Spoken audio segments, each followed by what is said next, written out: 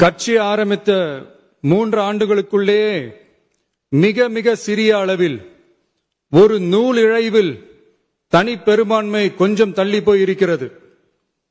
அதனால் இந்த அரசை சிறுபான்மை அரசு போல யாரும் நினைத்தால் அதிலும் எங்களுக்கு மகிழ்ச்சியே. நாங்களே சொல்கிறோம், இது சிறுபான்மை அரசுதான்.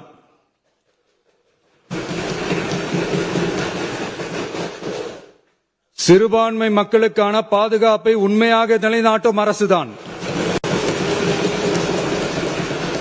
அது மட்டுமல்ல, பெண்கள், குழந்தைகள், முதியோர்கள், இளைஞர்கள், அரசு ஊழியர்கள், ஆசிரியர்கள் மற்றும் உழைக்கும் வர்க்கத்தினர் என அனைத்து மக்களுக்குமாக அமைந்த அரசுதான் இந்த அரசு. நேரத்தில் இந்த மாமன்றத்தில் நமது சார்பாக சில உத்தரவாதங்களை நான் தர வேண்டும் என்று விரும்புகிறேன்.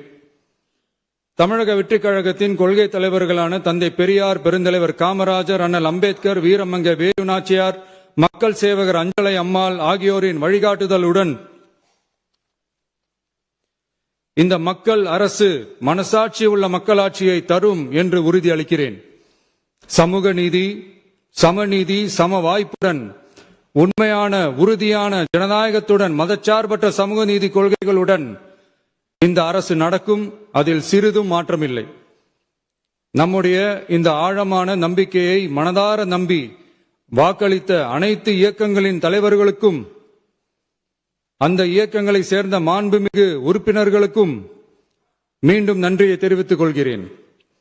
எம்மதமும் நம் மதமே, எல்லா மக்களும் நம் மக்களே, இதில் வாக்களித்தவர்கள் வாக்களிக்காதவர்கள் என்ற பாகுபாடே இருக்காது. இது எல்லோருக்குமான அரசு, இது சாமானியர்களுக்கான அரசு, இது சாதி மத எல்லைகளை கடந்த அரசு, இது பாகுபாடு காட்டாத அரசு, இது பண்பாடு காக்கும் அரசு, இது பண்பட்ட அரசு, அரசியல் காரணங்களுக்காக யாரையும் எதற்காகவும் புண்படுத்தாத அரசு. இதையெல்லாம் போக போக புரிந்து கொள்வார்கள். எனவே துள்ளி எழுந்து பதில் சொல்வதை விட எதிலும் துணிச்சலுடன் செயலாற்றி வெற்றி பெறும் அரசு இது.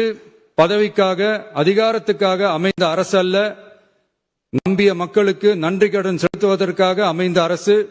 அதிகாரம் காட்டி மிரட்டும் அரசு அல்ல, அனைவரையும் அரவணைக்கும் அரசு.